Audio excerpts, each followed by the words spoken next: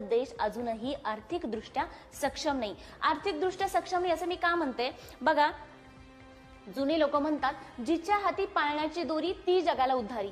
पण महात्मा फुले आले आणि महात्मा फुले म्हणाले जिच्या हाती शिक्षणाची दोरी ती जगाला उद्धारी.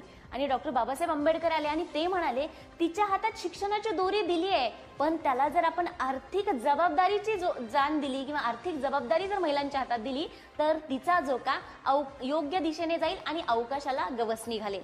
म्हणजे बघा, त्यांनी त्यावेळेस सांगून ठेवलं की महिलांची आर्थिकदृष्ट्या महिला सक्षम असणं गरजेचं आहे. एवढंच नाही तर बाबासाहेब म्हणाले होते की बघा, महिला म्हणजे तुम्हाला ह्या जर देशाची प्रगती बघायची असेल तर महिलांची प्रगती बघा. कारण या देशात तुम्हाला आज भारतामध्ये तुम्ही बघत असाल मस्त तुमच्याकडे वायफाय आलेले आहेत, मस्त रस्ते बघत असाल, बिल्डिंग बघत असाल, मोठमोठे व्यापारी, सुटापुटातले व्यापारी बघत असाल, तर ते बघून आपल्याला प्रगती ठरवता येत नाही जोपर्यंत इथली महिला आर्थिक दृष्टीने सहभागी होत नाही, आर्थिक दृष्टीने सक्षम होत नाही, तोपर्यंत देशाची प्रगती होत नाही. आणि आजही तेच झालेलं आहे.